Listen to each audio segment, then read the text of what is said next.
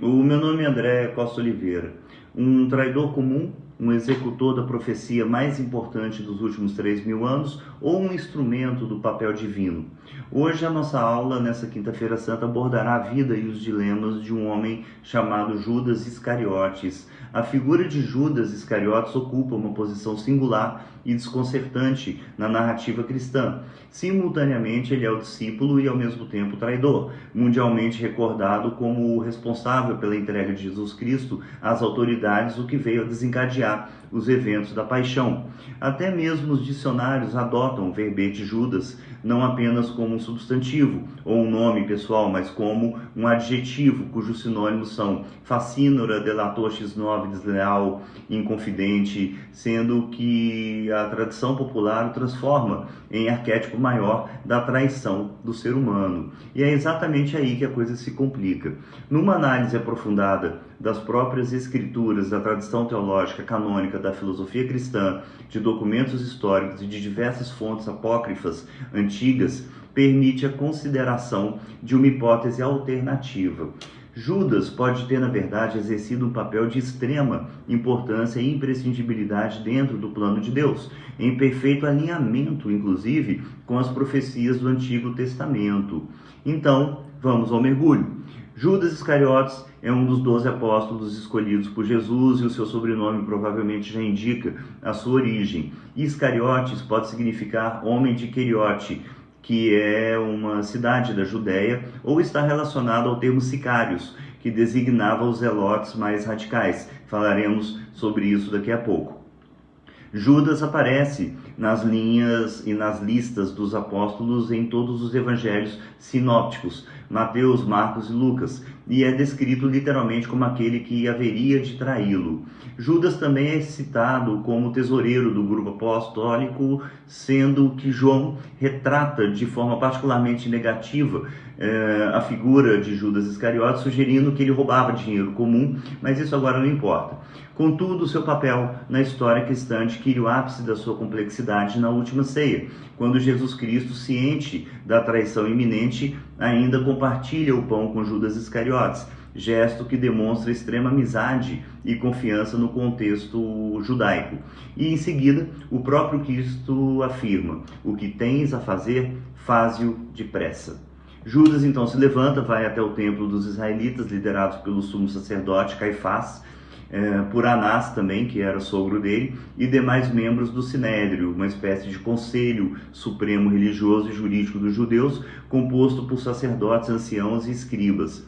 Judas, então, vende a informação de onde Cristo se localizava por 30 dinheiros e os soldados armados do templo finalmente o capturam. E daí vocês perguntam, onde estavam os romanos nisso tudo?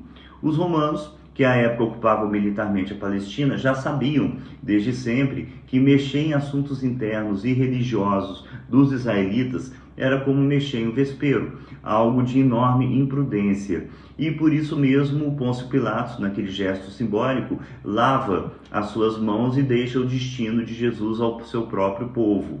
Depois disso, ele é julgado, condenado à morte. O que os romanos tinham como atribuição em situações análogas era a execução da pena, mas, reiterando, nunca se metendo em questões religiosas dos israelitas. E assim foi feito por meio da brutal tortura e da crucificação.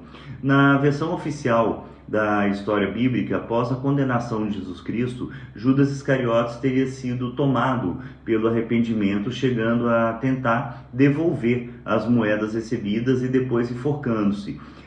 Aliás, uma curiosidade, lá em Atos dos Apóstolos existe uma outra versão dessa parte da história em que Judas morre de forma violenta em um campo adquirido, ao que se imagina com o próprio dinheiro da delação, passando a se chamar Acéldama, uma palavra aramaica que significa literalmente campo de sangue. Esse campo realmente existe, próximo ao Vale de Rinom, ao sul de Jerusalém, e a tradição cristã o identifica como lugar real, usado como cemitério para estrangeiros desde os tempos muito antigos. Há até um santuário cristão edificado em Acéldama, na época das cruzadas, aliás, e que atualmente é um ponto de peregrinação em Jerusalém, ficando aí a minha dica de viagem. Observem que a ideia de um lugar onde os marginalizados, estrangeiros, eram sepultados, passa então a evocar, e evoca até hoje, o alcance da salvação de Cristo, até mesmo aqueles que estavam fora do seu povo eleito, o que, em minha opinião, é absolutamente sublime.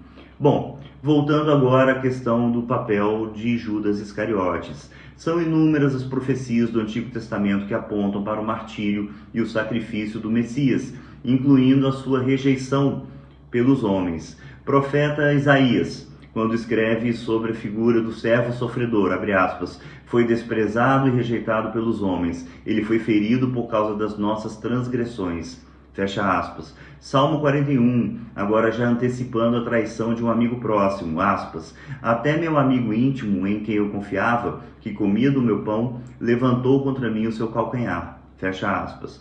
Em Zacarias, capítulo 11, são mencionadas literalmente, gente, as 30 moedas de prata e o destino sacrílego desse dinheiro, elementos que reaparecem no episódio da entrega do Messias, sendo que o livro do profeta Zacarias foi escrito 480 anos antes de Jesus nascer, só para que vocês tenham uma ideia. Esses textos que eu mencionei agora, e eu poderia mencionar diversos outros, nos indicam que a rejeição e a traição do Messias não foram meramente eventos fortuitos, mas partes integrantes de um plano divino que pouquíssimas pessoas entenderam. E uma das que entenderam, lá estava Judas Iscariotes, que por sua formação em militância era um homem bem mais ilustrado do que os demais apóstolos, carpinteiros, lavradores, pescadores, e que conhecia as antigas escrituras, disso não há a menor dúvida. Jesus Cristo demonstra plena consciência desse plano. No livro de João, capítulo 6, ele declara, não vos escolhi a vós 12, contudo, um de vós é o diabo. Nessa mesma noite, Pedro, inclusive, tenta impedir Jesus de falar sobre a sua morte, lhe dizendo, isso nunca te acontecerá. Ao que Jesus então responde, afasta-te de mim, Satanás, insinuando que a ideia da fuga e de seu destino seria a tentação direta do próprio demônio. E, na última ceia, ele próprio não impede Judas de sair para consumar a delação de onde estavam. Em outras palavras, Judas representa, na teodramática da salvação de Jesus Cristo, o abismo da liberdade humana confrontada com uma revelação profunda e que transpareceria à sua frente. E se Judas não tivesse ido? Cristo, então, morreria de velhice, cercado de esposas, filhos, netos, sem que se consumasse a redenção dos homens? Isso é quase shakespeariano, e quem admira a literatura inglesa sabe do que eu estou falando. Tem uma coisa importante. Vocês devem ter observado que em alguns pontos eu me refiro a Jesus como Messias e em outros pontos como Cristo. Na verdade, gente, não existe diferença prática entre uma e outra palavra. Messias e Cristo não eram sobrenomes do Filho de Deus. O nome correto é Yeshua Nazarenos, Jesus de Nazaré, porque naquele tempo era comum que a origem ou a atividade exercida por uma pessoa já designasse o seu sobrenome, tipo Saulo de Tarso, José do Egito, João o Batista, aquele que batizava, por exemplo. Messias vem do hebraico Massaia, significando o ungido, título dado a reis, profetas e sacerdotes que eram consagrados com óleo para exercerem sua missão. Cristo, por sua vez, origina-se do grego e nada mais é do que a tradução exata e literal de Massaia, portanto, o ungido. E agora, retomando novamente a história de Judas Iscariotes. Eu falei no início dessa aula sobre os sicários, que compunham o braço mais violento e mais radical dos zelotes. E quem eram os zelotes, minha gente? Os zelotes, do grego zelotes, zeloso, formavam um grupo político-religioso judeu ultra-radical que surgiu no final do século I a.C. e ganhou força no século I d.C., durante o domínio romano sobre a Palestina.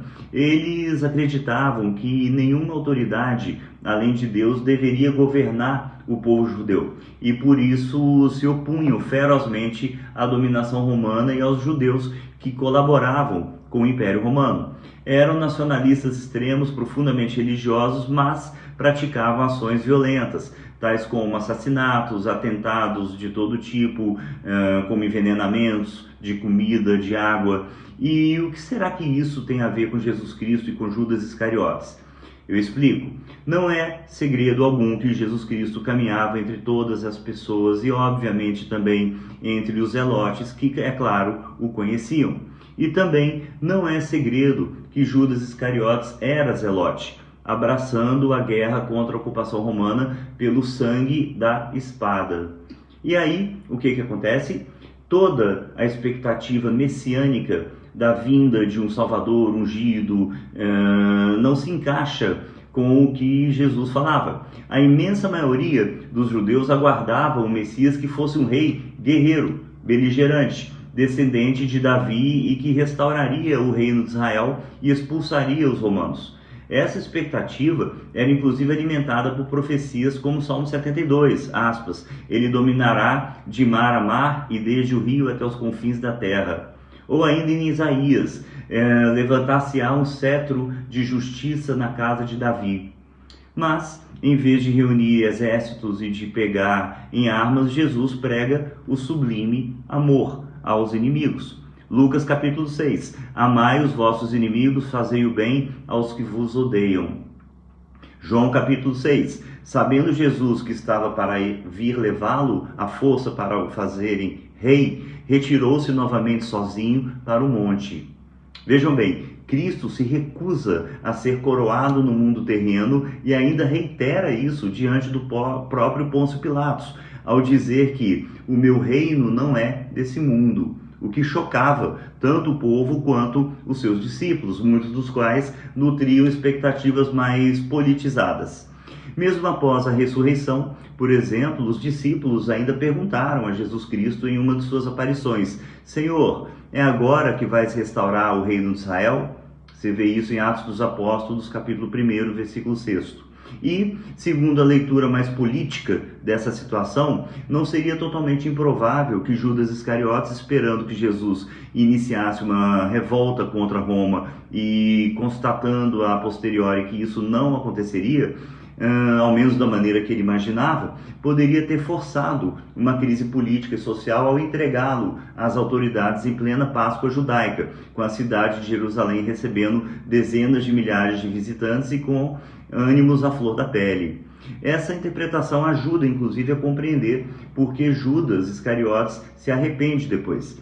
Porque arrependimento não é atitude de alguém ganancioso, mas de alguém que errou tragicamente no julgamento de seu mestre. Muito recentemente, em 2006, a National Geographic publicou uma tradução parcial do chamado Evangelho de Judas, que é basicamente um texto apócrifo gnóstico datado do século II e descoberto em um códice nos anos 70. Nesse evangelho, que ainda vem sendo traduzido e estudado por diferentes universidades pelo mundo e que o Vaticano, claro, já falou que é um texto herege, condenado, a figura de Judas Iscariotes é retratada não como um traidor, mas como uma peça, como um discípulo mais próximo de Cristo e o único que teve coragem e que compreendeu a verdadeira natureza divina do Mestre e aquilo que se deveria consumar em benefício da salvação dos homens. E, segundo essa linha, em vez de agir por ganância, Judas entrega Jesus a pedido do próprio Cristo para libertá-lo do invólucro material do seu corpo. Jesus teria dito a Judas em um desses trechos: tu os ultrapassarás a todos, pois tu sacrificarás o homem que me reveste. Esta, sim, é uma visão compatível com a cosmologia gnóstica que vê o mundo material como corrompido e a salvação como libertação espiritual. Ainda que não tenha até hoje a devida autoridade teológica, o texto mostra que já nos primeiros séculos havia tentativas de reinterpretar o papel de Judas, oferecendo uma reversão radical da narrativa canônica, jamais reabilitando a história de Judas, mas destacando a pluralidade de compreensões sobre o seu papel no sacrifício do Cordeiro de Deus, o Agnus Dei, da salvação dos homens pelo sangue derramado do Filho de Deus. A questão teológica central gira em torno da tensão entre livre-arbítrio e predestinação. Judas foi um agente livre que escolheu o mal ou um instrumento inevitável de um plano divino? E aí eu cito Tomás de Aquino em sua Suma Teológica. Judas pecou ao trair, mas Deus, em sua providência, permitiu esse pecado para realizar um bem maior, a redenção da humanidade. Santo Agostinho, século IV, como não mencioná-lo, enfatizando que Deus é tão poderoso que pode fazer com que até do mal provenha o bem. E a própria liturgia pascal contemporânea celebra esse paradoxo com a expressão felix culpa, feliz culpa, pois pela queda veio a redenção, transportando a figura de Judas Iscariotes a uma posição teológica ambígua, causador da queda de Cristo e ao mesmo tempo facilitador da maior das vitórias. E com isso, eu finalizo afirmando que a história de Judas Iscariotes permanece envolta em mistérios e ambiguidade, condenado por sua ação, porém necessário para que se cumprissem as Escrituras. É uma figura trágica que encarna o dilema da liberdade humana diante do plano divino, seja como traidor ou como instrumento. Judas participa do drama maior da salvação, em que Deus misteriosamente escreve certo por linhas tortas. E, sem o capítulo da delação, da crucificação e da morte do corpo de Cristo, não existiria a base do cristianismo, a ressurreição do próprio Cristo.